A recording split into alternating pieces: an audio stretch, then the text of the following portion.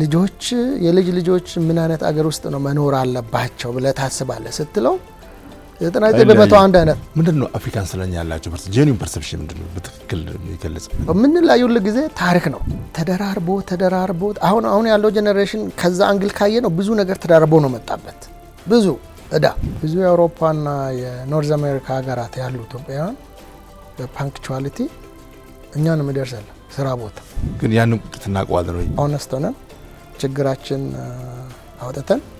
አውርተን ከዛ ደግሞ በማውራት ብቻ መተው ሳይሆን ስራ ላይ ማዋል አንዱ የጨቋኝ ልጅ የተጨቋኝ የሚለው እንትን በጅምላ መፈረጅ የለብንም ያለንበት ቀጠና ችግሮችን በኃይል እንጂ በኔጎሺዬሽን ለመፍታት ታሪካዊ እንትን የለን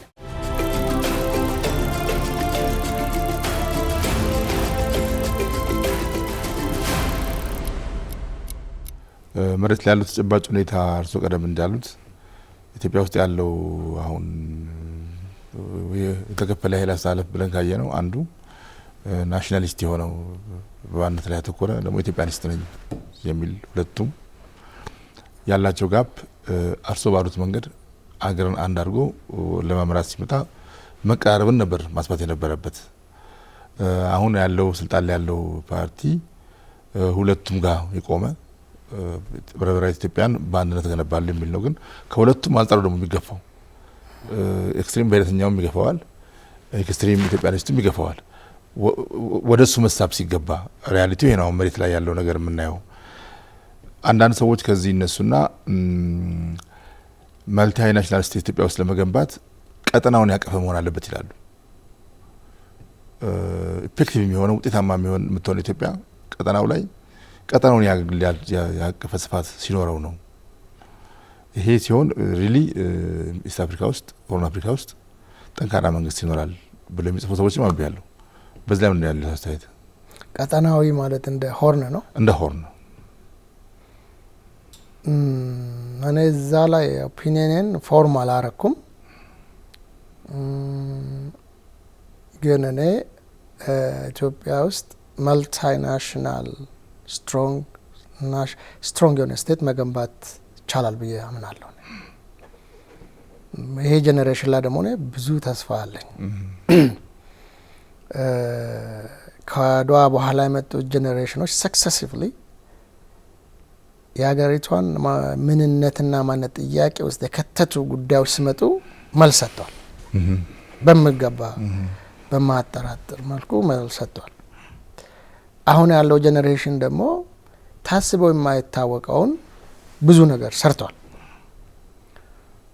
ለህንት ጊዜ ታግለን ሞከርነውን የአባይን ግድብ ይሄ ጄኔሬሽን ገንብቷል ይሄን እንደ ትንሽ ነገር ማየት አለብንም ይሄ ስንት የዓለም አቀፍ ፋይናንሻል ዲፕሎማቲክ ቻሌንጆችን እና ፕሬሸሮችን ጫና ተቋቁሞ የተሰራ ነው አንድ ቀን ከፍራንክፈርት ወደዚህ ሲመጣ የሆነ ሳይንቲስት አጠገብ ነበር ቁጭ አልኩና ስናወራ ከኢትዮጵያ ነኝ ስለው ከተወሰነ ጊዜ በኋላ ዓለማት ክላይሜት ቼንጅን ስለ ክላይሜት ክራይሲስ እና ዲፎሬስቴሽንን የሚያጠኑ ሳይንቲስቶችና የዓለም መሪዎች ወደ ኢትዮጵያ እንደሚመጡ እርግጠኛ ነኝ አለኝ ለምን አልኩት አሁን የጀመራችሁት የችግኝ ተከላ በዚህ ከቀጠላችሁና የተተከለው ሪቴን ከተደረገ ይሄን እናንተ ሜቢ እንደ ትንሽ ነገር ነው መጣጥ ይሄ ለዓለም ትልቅ ነገር ነው ከናንተ አልፎ ነው ይሄ ግሪን ሌጋሲ ምገርም የራሱ የሆነ ይዞ መጣ ነው አሁን በቀደምም የአፍሪካ ህብረት መሪዎችን ዲፕሎማቶችን እንዳየነው አዲስ አበባ ውስጥ ሄዶ ሲዞሩ ያለውን ትራንስፎርሜሽን ማመን እኔ 3 ወር በፊት እዚህ ነበርኩ 6 ወር በፊት እዚህ ነበርኩ how come ከተማውን በዚህ ደረጃ ትራንስፎርም ያደረገ ያለው ጄኔሬሽን ነው የዚህ ጄኔሬሽን በቃ ትንሽ ሊሚቴሽኑ ያ የመደማመጥ ስኪሉ ነው listening ካልተደማመጥ ኔጎሺዬት ማድረግ አትችልም ካልተደማመጥ ችግር መፍታት አትችልም ካልተደማመጥ የሌላኛውን ቁስል ኮምፓሽኔት ሆነ መርዳት አትችልም። ይሄ ጄኔሬሽን ያንን ችን ትንሿን ነገር ከፈታ አሁን ያለንበት ለመጣላት ራሱ ጊዜ የማይሰጥ እንትን ላይ ነው ያለነው አሁን የእድገቱ ፔስ። እሷን ከመለስ በእኛ ደረጃ ማልቲናሽናል ስቴትን ጠንካራ ሀገርን መገንባት እንችላለን ብለን ወደ ቀጠናው ራሱ መሄድ አያስፈልግም። ሁሉም አፍሪካዊ አንድ ቢሆን ደስ ይለኛል ከቀጠናው አልፎ። ግን አሁን ባለንበት ቁመት ራሱ ኢትዮጵያ በጣም ጠንካራ ከሚባሉት አገራት አንዷ ነች። በሚሊታሪ ቢሆን የኛ የአድዋን ቫሊዩ ይዞ ስንት ሀገር የሄዱ ጀግኖች አሉ። ሳውዝ ኮሪያ፣ ዲአር ኮንጎ፣ ሩዋንዳ፣ ሳውት ሱዳን፣ ሴራሊዮን፣ ላይቤሪያ እነኚህ የአድዋን ሌጋሲ ይዞ ከኛ አልፎ ሌላ ሀገርም አንዳንድ ሰው ዋን ኦፍ ዘ ፋይነስት ፋይቲንግ ፎርስስ ኢትዮጵያ የምታመርተው ጠንካራ መንግስት፣ ጠንካራ ህብረ ብሔራዊ መንግስት ቨርቲካሊም ሆሪዞንታሊም የሆነ ሀገር እንደምንገነባ እኔ አልጠራጠርም። ወደ ቀጠናው አማራጭም የለውም። ተፈጥሮን መካድ ነው፣ ህብረ ብሔራዊነት መካድ። ቫራይቲስ ያሉበት ሀገር ነው። ይህም ቫራይቲ ኦርጋናይዝ ያደረገና ማኔጅ ያደረገ ሀገር መገንባት ግድ ነው። ከዚሁ ላይ አማራጭ እንደማይሰራ ተሞክሮች አሳይተዋል። ፕሮጀክቱ የጋራ ጥረትን ይፈልጋል የሚለው ላይ ፎከስ ማድረግ ፈልጌ ነው። ከባድ ነው ያልኩትም በዚሁ አያይዤ ስለ ኢትዮጵያ አይነት ባርጌኖች ላንሳሉት እስቲ። አሁን እንግዲህ ያው ምንም ጥርጥር በሌለው መልኩ ሊቃን የፖለቲካ ዘዋሪዎች ናቸው። ኤሊት ማተርስ በዚህም በዛም በኩል እና አሁን ያለውን የኢትዮጵያ ኤሊት ባርጌንስ የኢትዮጵያ ኤሊቶች መካከል ያለውን ፖለቲካዊ ሙግትና ክርክር እንዴት የሚያዩት? ይሄንን ከየት ወደ ኋላ ልመለስና በ60ዎቹና በ50ዎቹ ከኢቭን በ40ዎቹ የነበረው ኤሊት የክላስ ነው። ያው ጥያቄ አሁንም ከዚሁ ከሀገር ግንባታ ጋር ያያያዘው ክላስ ስለሆነ ኢዚ ነው። አሁን ከዛ በኋላ ኤጁኬሽኑ፣ ናውሌጅ ፕሮዳክሽኑና ዲስትሪቢዩሽኑ ዲሰንትራላይዝድ እየሆነ ሲመጣ የሴንትራል ገቨርንመንቱ ናሬቲቭ እንደፈለገ አይደርስም። የሚነሱ ጥያቄዎች በዛ መልኩ ግሩፕ ይዘው ይወጣሉ። እንግዲህ ከዛ በኋላ ነው የፖለቲካል ፕሮሰሱም የኤሊት ፎርሜሽንን ፍራግሜንቴሽንና ኮምፕሮማይዝ የምናየው። ያለንበት ቀጠና ችግሮችን በኃይል እንጂ በኔጎሽዬሽን ለመፍታት ታሪካዊ እንትን የለንም። ይሄ አንዱ ኪ ነው። በዚህ ሂደት ውስጥ የፖለቲካል ትራንዚሽኑን ወይ ደግሞ ወደ ጦርነት ወይ ደግሞ ወደ ሰላማዊ መንገድ ለማምጣት የኤሊቱ ሮል ምንድን ነው የሚለውን ስናይ ብዙ ነገር ማንሳት እንችላለን። እንግዲህ አንዱ ችግሩ የኤሊት ፍራግሜንቴሽን ነው። የትም ሀገር ነው የሰክሰስፉል የሆነ ትራንዚሽን ወይ ደግሞ ኮምፕሮማይዝ ጋር ለመድረስ የኤሊት ፍራግሜንቴሽን ነው። ሁለት ምሳሌ ላንሳ አሁን ያለንበትን ደረጃ ለመግለጽ። አንድ የ2018 በፈረንጆች ወይ ደግሞ 2011 በእኛ አቆጣጠር ለመጀመሪያ ጊዜ በእኛ በሞደርን ኢትዮጵያን እንትን ፒስፉል ትራንስፈር ኦፍ ፓወር የመጣው በኤሊት ባርጌኒንግ በዛ በላስጨራሽ ፖለቲካል ዲስከሽን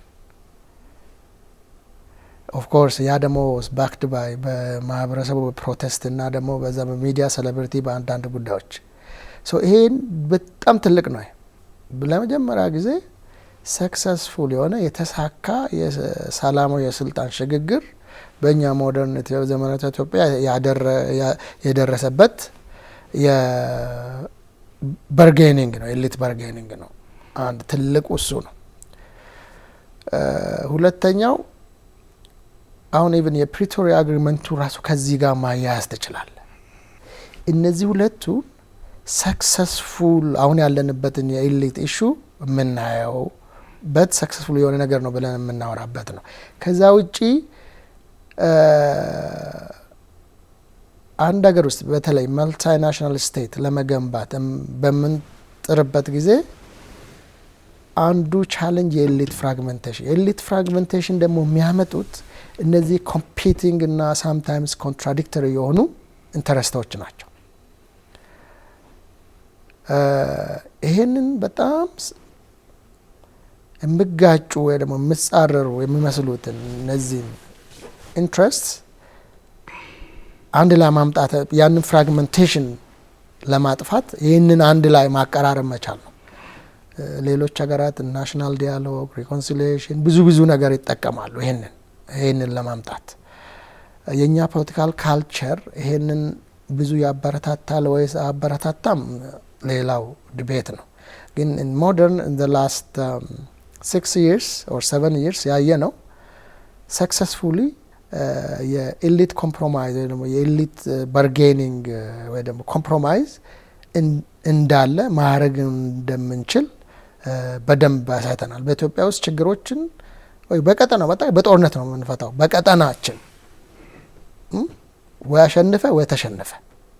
ይህንን ከኛ ሀገርም ከሌሎች ከጎረቤት ሀገርም ማየት እንችላለን። ከዛ ከቀጠና ውጪ አይደለንም እኛም። ለዛ ነው በብዛት ጫፍና ጫፍ ሆኖ ፍራግመንትድ የሆነ ዲስኮርስ የምናየው። ግን እንዳልኩ the last 6 years ያየናቸው 2 ኪ ነገሮች ያንን መለወጥ እንደምንችል አሳይቶናል። ግን ስቲል ፍራግመንቴሽን አለ፣ በደንብ አለ። ያንን ደግሞ እንዴት ብንፈታው እንዳልኩ ያው የመደማመጡ ጉዳይ እዚህ ጋር ነው የሚመጣው። እንግዲህ እንደዚህ አይነት ቦታ ላይ ራስን የሚመጥነው ለመገኘት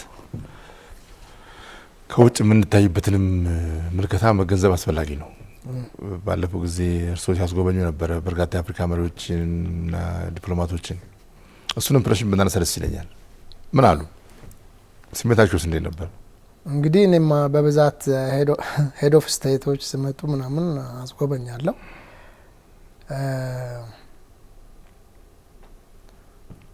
ያው ከኔ በላይ የባርባዶስ ጠቅላይ ሚኒስትር በደንብ ገልጸውታል። ከ1 ሰዓት ተኩል በላይ ፈጀ ጉብኝት ነው ያደረጉት አድዋ። ከዛ በፊት አንድ ቀን የቻድ ፕራይም ሚኒስተር ሳስጎበኝ ኢሞሽናል ሆኑ እሳቸው። እንደው እናንተ ስለ ነጻ ከኮሎኒ ነጻ ሆኖ መኖርን ትርጉሙ አይገባችሁም። ቢካውስ አታችሁ አታቁም። ኮሎኒዝ የሀገር የውስጥ የራሳችን እርስ በርስ የምናደርገው ጭቆና ከኮሎኒ ጋር ማገናኘት የለብንም። አይገባችሁም። ስለዚህ ማንኛውም የአፍሪካ ሀገር መጥቶ ይህን ነጻ አእምሮ ቢያይ ደስ ይለኛል ነው ያሉት። አይ ቲንክ ኢንተርቪውም ሰጥቷል። ለምሳሌ የቀድሞ የላይቤሪያ ፕሬዚዳንት ኤለን ሰርሊፍ ጆንሰን ሲጎበኙ እስኪ ጣይቱ አጠገብ አንሶኝ የጣይቱ ስቶሪ አይነት ነው እኔን ኢንስፓየር አድርጎ ለዚህ ደረጃ ያበቃኝ። ሌሎች መሪዎችም ያው ስለኛ ታሪክ በደንብ ነው እንትን የምሉት። እኛ ምን ነገር እኛ ብቻ እንደተዋጋን አድርገን አይደለም የምናቀርበው፣ የእኛን ዩኒክ ፐርስፔክቲቭ ነው የምናቀርበው። ኦቨርኦል ያለውን የአዲስ አበባ ለውጥ ሲያዩ ግን በብዛት ማመን ይቸገራሉ። ስፒዱን ኳሊቲ ስፒድ እንደ ኳሊቲ እና ከየት አመጣችሁ ገንዘብ ምናምን ይላሉ። አንዳንዴ በከተማ ነው ሲባሉ አንዳንዴ ይቸገራሉ። እንዴት በ3 ወር አልቃ ይሄ 24 hours ነው የምሰራው። አዲስ ካልቸር ነው የማናየው፣ እያየን አይደለም። ግን አክቹዋሊ ኢትስ ሪቮሉሽን። የነሱ እንትን እይታ ኢምፕሬስድ ሆነዋል ልበል። በጣም ቬሪ ኢምፕሬስድ በሁሉም መልኩ። ቀደም ሲል ከእርሶ ጋር ስናወራ የእነሱን ስሜት እርሶ ላይ ነበረ። በቀደም ስንገናኝና ስናወራ በተለይ የባርባዶሷ ፕራይም ሚኒስትር የነበራችሁን ዲያሎግ ለማስታወስ ፈልጌ ነበር። ያን ጥያቄ ያነሳሁት ከዛ ከተናገሩት ውጭ ያ በጣም አድዋን ስናስጎበኝ እንግዲህ እያንዳንዱ መሪ ሲመጣ አድዋ ለማንኛውም ሰው ኬተር ማድረግ ትችላል። አድዋ ውቅያኖስ ነው። የባህር ባዶዎች ሲመጣ ለባህር ባዶዎች በመሆን መልኩ ፋክቱን ሳይለውጥ ታሪኩ ምንም ሳናረግ፣ የፈረንሳይ ሲመጣ ለፈረንሳይ በመሆን መልኩ ለሁሉም በዛ መልኩ ነው የምናቀርበው። ለምን ሁሉንም ተናገረንም አንችልም። እና እዛ በተለይ የካሪቢያን ሰዎች ኢንተሌክቹዋልስ ፓን አፍሪካኒዝም ስለ አፍሪካን ዲያስፖራ ያላቸው ሚና ለምን ከባርባዶስ ለምሳሌ ክሪስ ጆንስ ክሪስ ፕራስዌት የሚባል ሰውዬ ጣሊያን ድጋሜ ኢትዮጵያ ስትወር በፈረንጆቹ በ1936 ለንደን ላይ ኢንተርናሽናል አፍሪካን ፍሬንድስ ፎር ኢትዮጵያ የሚባል ድርጅት ተቋቁሞ ነበረ። ጆሞ ኬንያታ የነበሩበት የካሪቢያን ሰዎች አንዱ ክሪስ የሚባለው የባርባዶስ ሰውዬ የዛ መንበርና ጸሐፊ ነበር። ይህንን ሲያዩ ነው ጠቅላይ ሚኒስትሯ በጣም ኢሞሽናል የሆኑት። ሌላም ለምሳሌ አርላንድ ፎርድ የሚባሉ ኮምፖዘር ማርከስ ጋርቬ ወደ ኢትዮጵያ ሄዱ ነጻ ሀገር አለች ሲባል መጥቶ ወደዚህ ማይግሬት ካደረጉት አንዱ ነው። እንግዲህ እሳቸው ኮምፖዝ ያደረጉት ዩኒቨርሳል ኢትዮጵያን አንተም ነው የሚለው መጀመሪያ ስሙ። በኋላ የተቀየረ መጣ እንጂ እዚህ መጥቶ በፈረንጆቹ በ1935 ነው የሞቱት። የእሳቸው ሚስት ግን እዚህ ቆይቶ በዛ ወረራ ጊዜ ትምህርት ቤት የገነቡ ሰውን ያስተምሩ ነበር። የእሳቸው ልጅም እዚሁ የተወለደ መጨረሻ ላይ አይ ቲንክ ከኮሎምቢያ ዩኒቨርሲቲ መጥቶ እዚህ ስኩል ኦፍ ጆርናሊዝም ሲያስተምር ነበር እዚህ አዲስ አበባ ዩኒቨርሲቲ። ይሄ አድዋ ብዙ ሊንኬጅ አለው ከብዙ ሀገራት ጋርና ጠቅላይ ሚኒስትሩ እንዳውም መታችሁ ስለዚህ የካሪቢያን ኢንተሌክቹዋልስ ሮል ለእኛ ሀገር ስለ ዲኮሎናይዜሽን ስለኛ ኢንዲፔንደንስ እናወራ እንዳው የሆነ ሌክቸር መስጠት አለባችሁ የሚል ሀሳብ ነበራቸው። ጉድ እንግዲህ በስራም አጋጣሚ በርካታ የአፍሪካ ሀገራት ተዛውረዋል። ተስጠናም ለምርምርም ምንድነው አፍሪካን ስለኛ ያላቸው ጄኒውን ፐርሰፕሽን ምንድነው በትክክል የሚገለጽበት በህይወት ልምዶት ያዩትም ማለት ነው? ለኛ ያላቸው ፐርሰፕሽን ያው በዲፕ ሶሳይቲ ውስጥ ገብቼ አላወራውም፣ ግን በእነዚህ በኤሊቱ ውስጥ ስለ ኢትዮጵያ ያላቸው አመለካከት ከአድዋ ጋር ከአፍሪካ ዩኒየን ጋር ከብዙ ጋር ይነሳል። ስለዚህ በዛ መልኩ ጥሩ አመለካከት ነው አላቸው ስለኛ። ያው ከአገር ሊያይ ይችላል ሌቨሉ፣ ግን ስለኛ ያላቸው አመለካከት ጥሩ ነው። ወይ በዛ መልኩ ያስታውሷል፣ ወይ ደግሞ አንዳንድ ጊዜ በቃ ሁሉም ኢትዮጵያዊ ሯጭ መስላችኋል። በተለይ ካሪቢያን ሀገር ምናምን ኢቭን ኖርዝ አሜሪካ ዝም ብሎ ሩጫ አሁን የቻሪቲ አሁን ትላልቅ ኒውዮርክ ማራቶን፣ ቺካጎ ማራቶን አሉ። ማንኛውም ሰው ተመዝግቦ የሆነ ነገር አድርጎ የሚሳተፍበት በቃ ልታሸነፍ ይመስላችኋል። አንዱም በዛም ይገልጸዋል። ግን አፍሪካንስ ለኛ ጥሩ ስሜት ነው አላቸው እና ይሄ መመነጨው በደንብ አንከር ማድረግ አለብን። እኛ ስለ አፍሪካን ያለን ሚና ትልቅ ስለነበረ ነው። ሜክ ኖ ሚስቴክ፣ ዝም ብሎ አይደለም መጣው። በ60ዎቹ አዲስ አበባ ዩኒቨርሲቲ ያኔ ኃይለ ሥላሴ ዩኒቨርሲቲ ለብዙ አፍሪካ ሀገራን ስኮላሮች ስኮላርሺፕ ይሰጥ ነበር። ግማሾቹ እንዳውም የስቱደንት ዩኒየን ውስጥ ራሱ ቦታ ነበራቸው። ለትግላቸው ዲፕሎማቲክ ከቨር እንሰጥ ነበር። ለሙጋቤ ብዙ እርዳታ አድርገን ነበረ። ማንዴላ መጥቶ እዚህ ብዙዎቹ አንብበው ከሆነ እዚህ አዲስ አበባ ነው የመጀመሪያ ሚሊተሪ ስልጣን ያገኙት። በደንብ አርቲኩሌት አድርጎ ጽፈዋል። እንዳው ተመልሼ ብሄድ እኔ ከእስር ቤት ከወጡ በኋላ ምንድን ነው አሉት፣ እኔ ኢትዮጵያን ማየት አሜሪካ፣ ፈረንሳይ፣ እንግሊዝና ጀርመን ኮምባይንድ ሆኖ ኢትዮጵያ እንደማየት አጓጉኝም ነው። ፓስፖርት ሰጥተን ኢቭን የአፓርታይድ ሲስተሙ ከሳውዝ አፍሪካ ወደ ናሚቢያ ሲሄድ ኢትዮጵያ እንደ ወደ ናሚቢያ ማትወስዱም በሚል ኬዙን ወደ ኢንተርናሽናል ኮርት ኦፍ ጀስቲስ ወስደናል።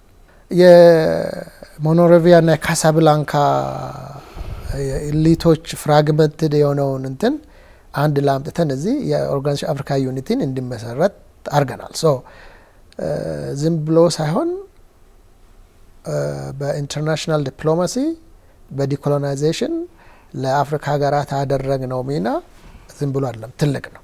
ለዛ ነው አዎ የጻፉ ሰዎችም የተደባለቀ ስሜት ይጽፋሉ። አሁን እርሱ ያሉትን የአፍሪካ ኩራት ፕራውዳችን ነው ብለው የሚጽፉ አምረው ይጻፉ አሉ። እዛው ጽፍ ላይ ደግሞ መልሰው ቀደም ሲል የነበረችው ኢትዮጵያ ደግሞ በማግስቱ የነበረችው ኢትዮጵያ መልሳ ለአፍሪካ አሳፋሪ ታሪክ ማሳልፋለች። ድርቅ፣ ረሃብ፣ ስንዴ መለመን፣ ስደት በጣም ማሲቭ በተለይ ኢንተሌክቹዋል ሚግሬሽኑ በጣም ማሲቭ የሆነ ወደ አባረራችኋቸው ሀገሮች ፈልሳችሁ በበረሃ የሚያልቅ ህዝብ ሆነ የሚል ቁጭት ያጻፉ ሰዎች አንዱ ከአንድ ጋዜጠኛ ማናጀራዊም ጽፎ አንብቤ ያለው ይህንን አብረው ኮምባይን የሆነ ነገር የነሱ ቁጭት ወደኛም ቤዚካሊ ያስቆጭ የሚገባው እኛን ነው። ግን ያንን ቁጭት እናውቀዋለን ነው የሚል ነገር እንዲነሳ ፈልጌ ነው ያነሳው ጥያቄ ሆነ። ይሄ ጄኔሬሽን ወይ ደግሞ ከአድዋ በኋላ የመጣው ጄኔሬሽን መስራት የሚገባውን ያህል ሰርተዋል ወይ፣ መሄድ የሚገባውን ያህል ሄደዋል ወይ የሚለው ጥያቄ ፌር የሆነ ሌጂቲሜት የሆነ ጥያቄ ነው።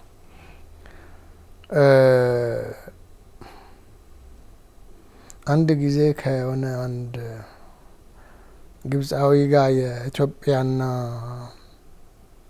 ግብፅ ዲቤት ስናራ አካዳሚክ ዲቤት ነው እና ስናወራ ያለን ሪሌሽንሽፕ በብዙ መልኩ ስናወራ ጉራና ጉንደት ላይ ያከናነብናቸውን ሽንፈት በማንሳት ነው እኔ አሁን በቃ አርጉመንት this is my country የሚል ሳነሳ ምንድነው አሁንስ የት ነው አላችሁት አለኝ። where are you now? so ይሄ ሁላችንም we have to take this to our heart and be honest ያ ኦነስት ሆነን ያለን ችግር ማውራት ነው። በወሬ ብቻ ሳይሆን ደግሞ ያንን ችግር አድሬስ ለማድረግ መስራት ነው።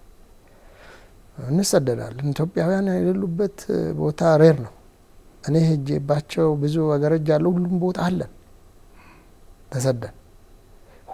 የሚገርመው ነገር ግን ሁሉም ኮመን የሆነ ነገር አለ። ሀገሩን ይወዳል። አሁን እዚህ ሀገር እኛ በማርፈድ በስንፍና ምናምን ነው የምንታወቀው። ኢቭን እኛ ሀገራችን ውስጥ ሰውን 2 ሰዓት ቀጥረ 3 ሰዓት ነው መጣው። ብዙ የአውሮፓና የኖርዝ አሜሪካ ሀገራት ያሉ ኢትዮጵያውያን በፓንክቹዋሊቲ እኛን ምደርሰለ ስራ ቦታ በብዛት እንሸለማለን። በጠንካራ ሰራተኝነት ትምህርት ቤት ስንሄድ በብዛት ወይ ጎልድ ሜዳሊስት ወይ ደግሞ በዲስቲንክሽን በትልቅ ማዕረግ ነው የምንመረቀው። ሰነፍ አይደለንም በብዛት።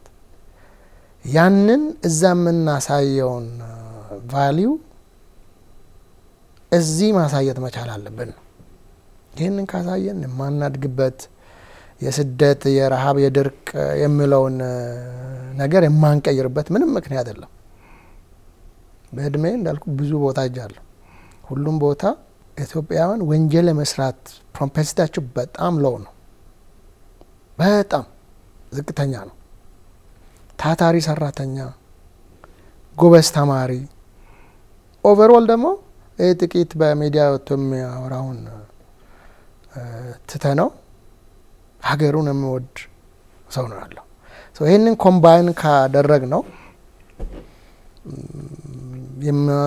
የማንሻሻልበት እኔ ምክንያት አይታየኝም። ሀገሩንም ጥሎ የሚሄድ ሰው ያለ አይመስለኝም ያኔ። ይሄ በደንብ ኦነስት ሆነን ችግራችን አውጥተን አውርተን ከዛ ደግሞ በማውራት ብቻ መተው ሳይሆን ስራ ላይ ማዋል፣ ይሄ ቬሪ ኪ ነው። አዎ እንዳሉት ነው። ብዙዎቹ ለስደታቸውም አሁን ላሉበት ሁኔታ መነሻ የሚያደርጉት የነበሩት የፖለቲካ ስርዓቶች አለመመቻቸት ነው ይላሉ። ኦፍ ኮርስ እሱን የማየት ኃላፊነት የራሱ የኢትዮጵያዊ ነው።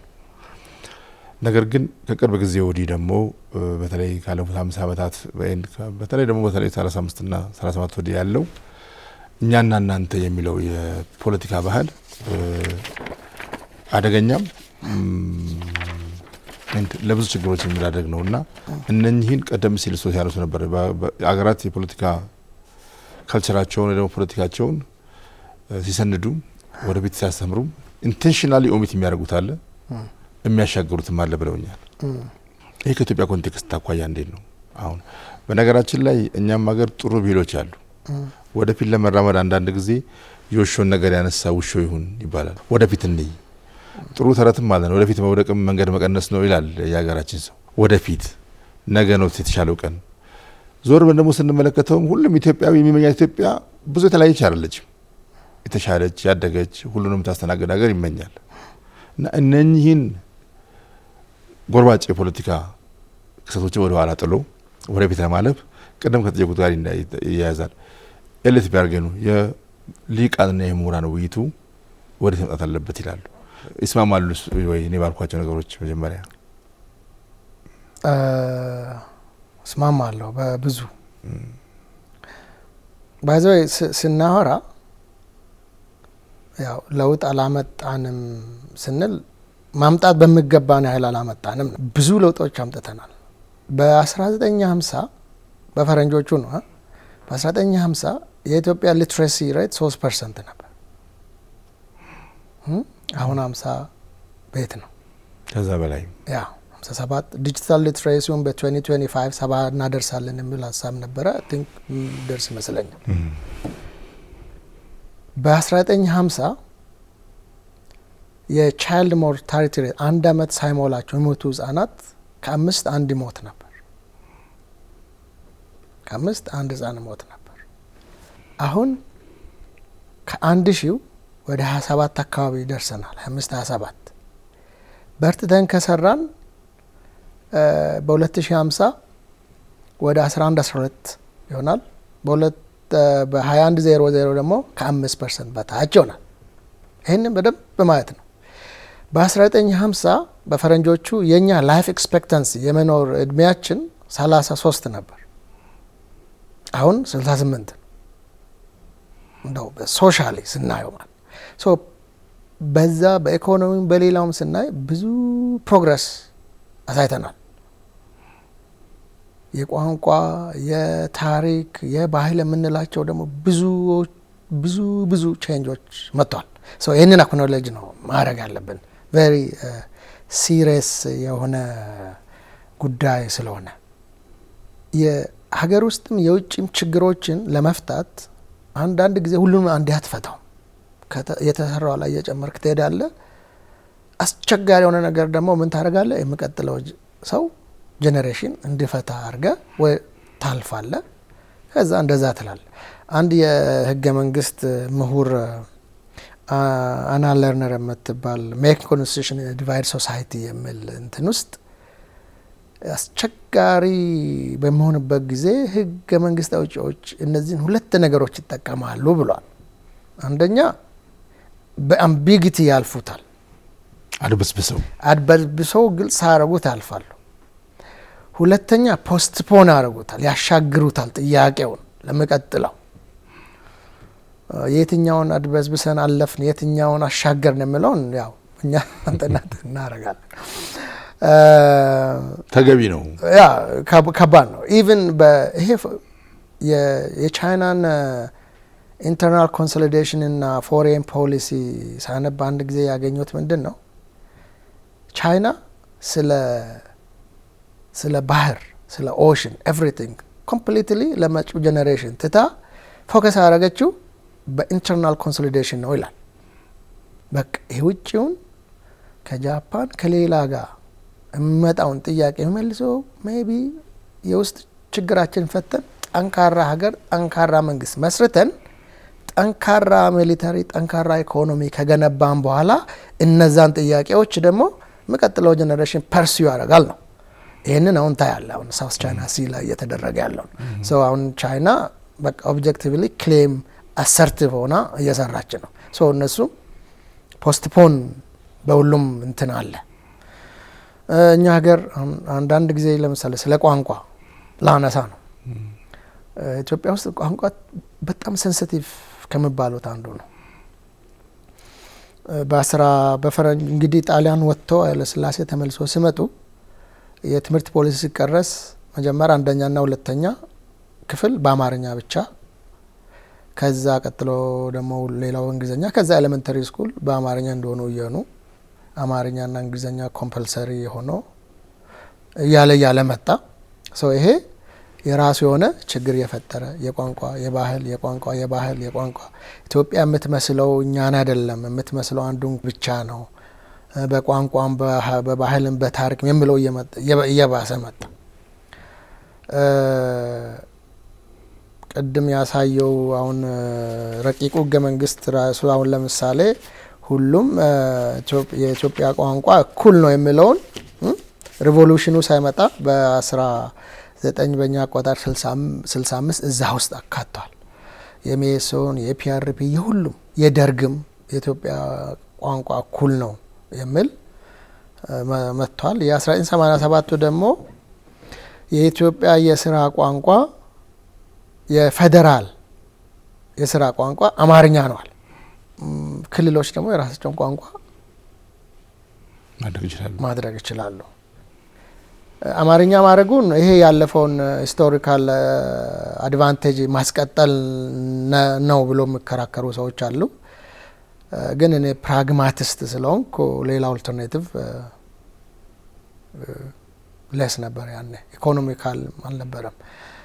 ብዙ ሀገራት ለምሳሌ 10፣ 8፣ 11 የስራ ቋንቋ የሚያደርጉ አሉ። አይ ቲንክ እኛም ማድረግ እንችላለን አሁን ባለው ሁኔታ። ግን አንድ ሀገር ውስጥ የምኖር አንድ ህዝብ አንድ ቋንቋ ካላወራ ያንን ጠንካራ ማልታናሽናል ስቴት መገንባት ትቸገራል። ግልጽ ነው። አሁን ይሄ ጄኔሬሽን ደግሞ ያንን ጥያቄ ይመልሳል። የቋንቋ እኩልነት የሚለውን ያለፈው ጄኔሬሽን እንደባለው መጥቶ ለመመለስ ተሞክሯል። አሁን ደግሞ አንድ ቋንቋ ሳይኖረን እንዴት አንድ ሀገር እንሆናለን? ቋንቋው እኮ ሌላም መፍጠር ትችላለህ። ዳዝም ማተር እንግሊዝኛ ይሁን ፍሬንች ይሁን አማርኛ፣ ኦሮምኛ ችግር ግን ይህን ችግር ተረድቶ ወይ እነዚህን አራቱን የስራ ቋንቋችን እናድርግ፣ በእያንዳንዳችን ትምህርት ቤት ይሰጥ፣ ወይ ይሄንን ቢኮዝ የኛ የቋንቋ ችግር ከሌሎች የአፍሪካ ሀገራት ለየት ስለምል ነው። በምን በሌሎች የአፍሪካ ሀገራት ፍራንኮፎን ፍሬንች ነው። ቢኮዝ ፍሬንች ለሁሉም ኤሊየን ነው፣ የሌላ ነው። እኛ ሀገር ኦሮምኛ ብታደርገው ይሄማ የኦሮሞ ነው፣ አማርኛ ብታደርገው የአማራ ነው፣ ትግርኛ ብታደርገው ትግርኛ። ይሄ ችግር አለ እኛ ጋር። ለዛ ነው የሚቸግረን። ግን ይህን ችግር ተረድቶ ቁጭ ብሎ ማውራት የቻለ ኢሊት መፍትሄ ማምጣት ይችላል። ፖስትፖን ከተደረጉት እንግዲህ አንዱ ይሄ ነው። ይሄ ቬሪ ክሪቲካል ነው። ዝም ብለው የምናየው አይደለም። ሆፕ ጥያቄን የመለስኩ መሰለኝ። አዎ ኦሚት ከተደረጉት ወደ መደረግ ይገባል ብዬ ከማስባቸው ነገሮች ደግሞ አንዱ ነኝ። አሁን የጭቋኝ ተጨቋኝ ትርክቶች እዚህ ሀገር ላይ ብዙ አምሰውናል። ወደ ኋላ ተን ልናልፋቸው የሚገቡና ነገር ልናይና በነገር ላይ እንጣላም። ትናንት እንዲፋይ እናድርግ ከተባለ ግን ሁሉም ከየራሱ አንግል ስለሚነሳ ለውዝግብ መነሻ ይሆናሉ እና እንደዚህ አይነት ትርክቶችን ወደ ኋላ ትቶ ፋክት ፍለጋ ሳይሆን እነኚህ ነገሮች ጄኔሬሽን ወደ ኋላ ሲተዋቸው ትንሽ ይሆናሉ። አጠገባቸው ሲሆኑ ግን ትልቅ ይሆናሉ። ስንርቃቸው ትንሽ ናቸው። የሀገራት ኤክስፒሪየንስም አለ። የደቡብ አፍሪካ ካሪኩለም ሲቀረጽ የዛ አይነት ስርዓት ተከትለዋል። ብዙ ነገሮችን ዘለን እንልፋቸው ብለው የተቧቸው ነገሮች አሉ። እኛም ሀገር ላይ እንደዚህ ጥግ ሆነው ስናያቸው ግዙፍ የሚመስሉ ግን ስንርቃቸው በጣም ጥቂት ሆነው ወደ ኋላ ልተዋቸው የሚችሉ ነገሮችን ወደ ኋላ ትቶ ወደፊት ማሰብ ቢቻል ኤሊት ባርጌኑ ስሙዝ አይሆንም ወይ? የዚህ ሊቃን ውይይቱን የተሻለ ያደርገውም ወይ ለማለት ፈልጌ ነው። ቅድም ያነሳሁት አንዱ የፓክት ቱ ፎርጌት የሚለው የስፔን የሳውዝ አፍሪካ ኤምብሬስ አድርጎ ሰዎች መጥቶ ኮንፈስ አድርጎ ምን ብሎ የራ ፕሮሰስ አለው። ሩዋንዳ በገቻቻ በትራዲሽናል ብዙ ሀገራት የተሳኩ አሉ። ብዙ ሀገራት ሀገር ሲገነባ ቅድም እንዳልኩ ሀገር ግንባታ ኔሽን ቢልዲንግ ፕሮግሬሲቭ ነው። አንድ የምትጨርሰው ነገር አይደለም። በእኛ ሀገር ብዙ ጊዜ አቦርት ነው የምደረገው ኔሽን ቢልዲንጉ። አንዱ በቃ ሌሎቹ ሲገብሩ ኔሽን ቢልዲንግ ማለት እኔ እናንተን አንድ የሚያደርገን አንድ ፓስፖርት፣ አንድ ቋንቋ፣ አንድ ባህል ሶፍት አስፔክቱ ማለት ነው። የሀገር አንድነት ሶፍት አስፔክቱ እኔ እናንተ አንድ አፍንጫ ስንበታ አይን ያለቅሳል የሚለውን ስሜት የሚፈጥር ሶፍት አስፔክቱ አንዱ ፓወር ኮንሶሊዴት ሲያደርግ በእኛ ሂስቶሪካሊ ኔሽን ቢልዲንጉ ልልብት አቦርት ይደረግና የስቴት ስትራክቸሩ ሌላ ነገር ላይ ነው ፎከስ የምናደርገው ስቴት ቢልዲንጉ ላይ። ስለዚህ ተደራርቦ አሁን ያለው ጄኔሬሽን ከዛ አንግል ካየ ነው ብዙ ነገር ተደራርቦ ነው መጣበት። ብዙ እዳ ያን እዳ ተሸክሞ ነው እየተጓዘ ያለው። ለዚህ ነው ከዚህ ጄኔሬሽን ላይ ብዙ ተስፋ አለኝ። ያን ሁሉ ተንከባሎ ትከሻው ላይ ያለው ጄኔሬሽን ነው። እንዴት ነው የታሪክን ጉዳይ አድሬስ የማደርገው? ይሄ የግሎባል ኢሹ ነው። ግሎባል አሁን የሐውልት፣ የሲምቦል፣ የመጽሐፍ፣ የብዙ ነገር የስም ብዙ ነገሮች እየተነሱ እያመሱ ነው። እኛ ፍሬምወርኩን አበጅተን ቅድም እንዳልነው ቴንሽኑን በቃ አክሰፕት አድርጎ ማቹርድ የሆነ ሶሳይቲ መፍጠር መቻል ነው። አንዱ የጨቋኝ ልጅ የተጨቋኝ የሚለው እንትን በጅምላ መፈረጅ የለብንም። በጅምላ ስንፈርጀው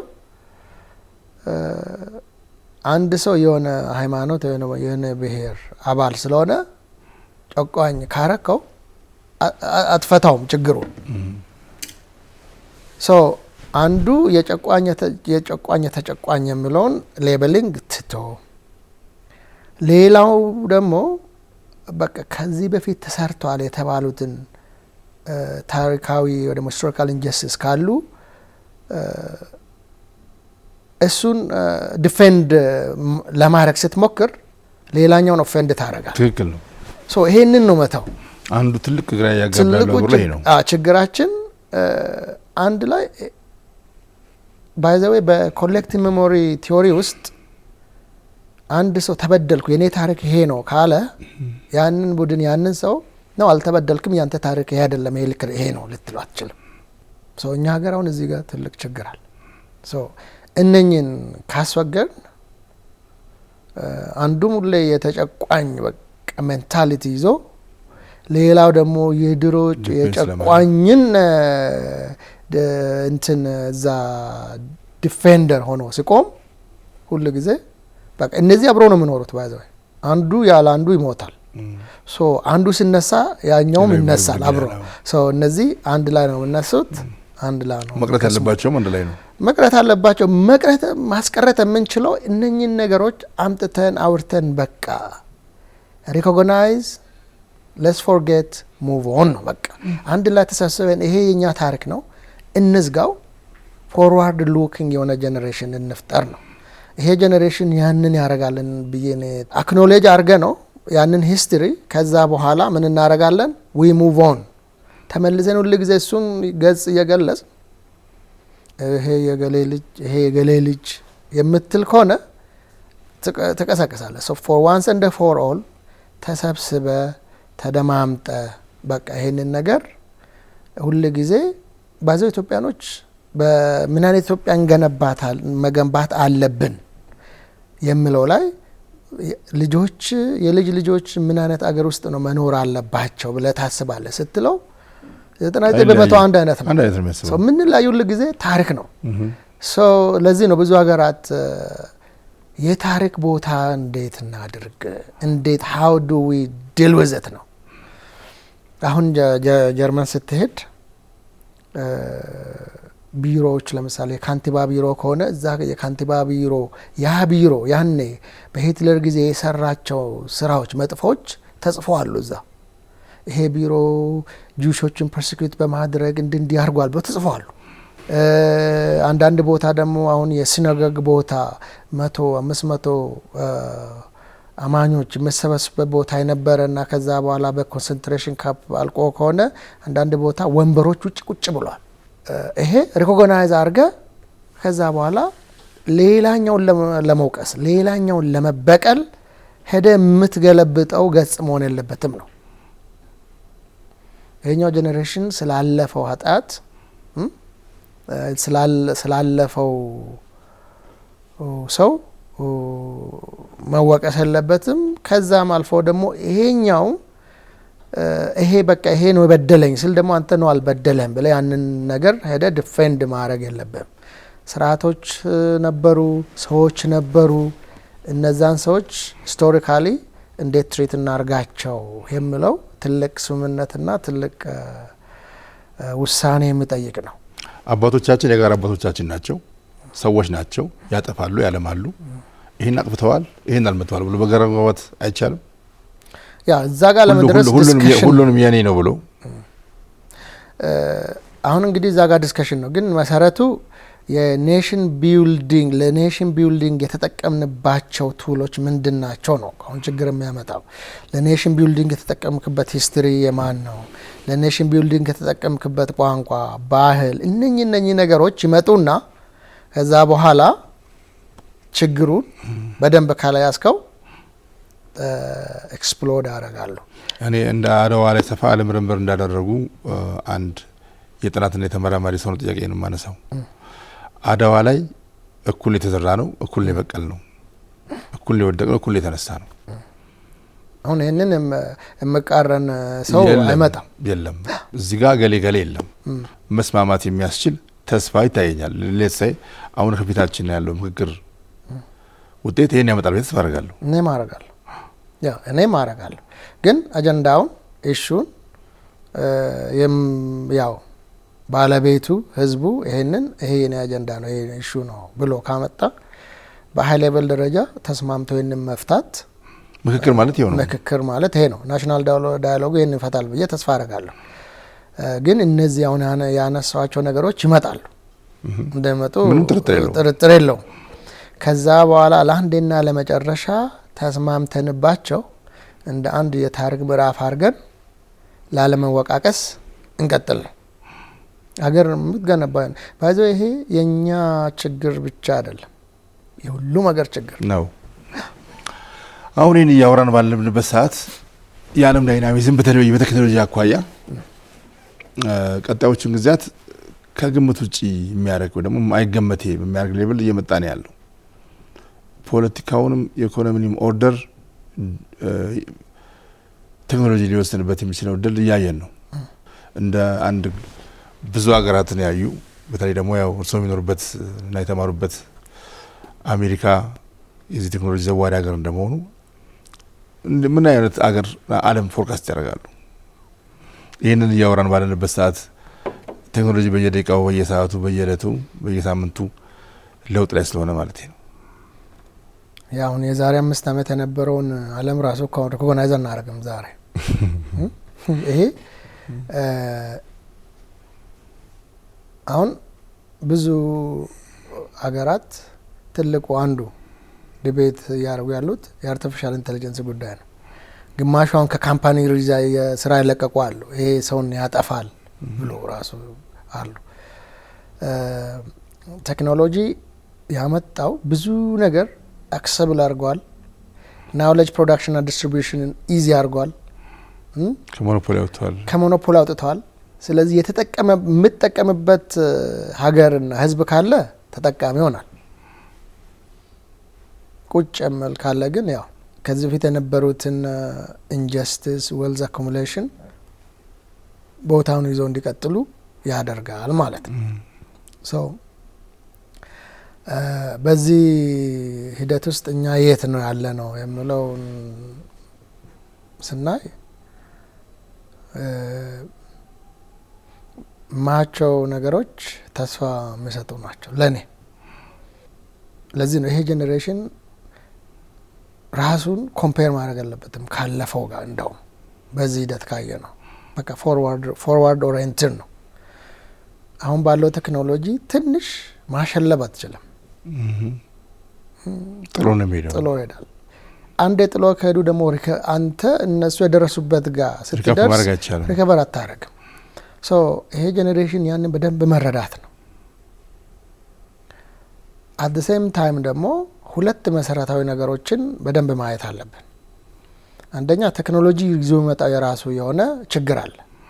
ያንን ችግር በህግና በፖሊሲ ደረጃ የተዘጋጀና ብቁ የሆነ መንግስትና የመንግስት መዋቅር መኖር አለበት።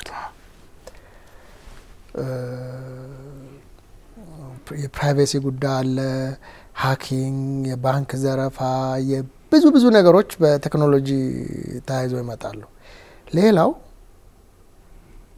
ፍትሃዊ የሆነ ቴክኖሎጂ እንዲኖር ማድረግ ነው። ይህን በደንብ ማስመር እፈልጋለሁ። ፍትሃዊ ፌርና ኢኩዊታብል ካልሆነ በፊት የነበረውን ጋፕ እንደውም እያሰፋ ይሄዳል። ስለዚህ እኛ በዚህ ላይ ከሰራን አሁን ያለው ጄኔሬሽን ቴክ ሳቪ ነው። ለቴክኖሎጂ ያለው ፍላጎትና ለውጥ ለማምጣት በጣም ምገርም ፍላጎት ነው ያለው። ይህ ፍላጎት ካለው ደግሞ የመስራት ችግር ያጋጥመዋል ብዬ አላስብም። ለምሳሌ 5 ሚሊዮን ኢትዮጵያን ኮደርስ የሚል አንድ ፕሮግራም ነበረ አለሁንም አለ። ሌሎች ሀገራት መጥተው ከኛ ጋር የመስራት ፍላጎታቸው ብዙ ነው እና ሪሶርስን ፈልጎ ሀገሪቷን ብቁ ተወዳዳሪና ከዛም አልፎ የአፍሪካንም መሪ ቀዳሚ ማድረግ የሚቻል ይመስለኛል እና ለዛ በዚህ ጄኔሬሽን ላይ ትልቅ ተስፋ አለኝ። አመሰግናለሁ በጣም ዶክተር። የመጨረሻ ጥያቄዎች ስናደርገው ከመጽሐፉት ምን እንጠብቅ? እንግዲህ ጫፍጫፉን ነው ለማየት እድል ያገኘ ነው። እኛም ምንም መናገር አንችልም። መጽሐፉ የአድዋ ነው። እኔ ዋና አስተባባሪና ዋና ጸሐፊ ቢሆንም መጽሐፉ የአድዋ ነው። ከመጽሐፉ ልበልሽ ያ ከዛ መጽሐፍ ምንድን ነው የምንጠብቀው?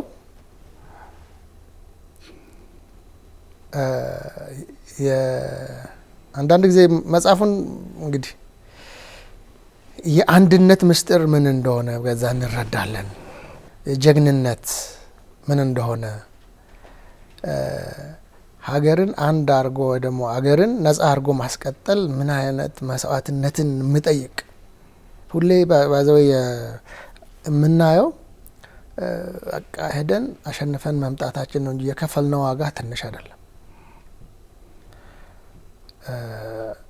ይሄ የጽናቱን እንዴት ነው ሰው ከሀረር ተነስቶ ስንት ሺህ ኪሎ ሜትር ተጉዞ ሄዶ ተዋግቶ ደግሞ ተመልሶ የጦር ምርኮኛን ይዞ መጣው?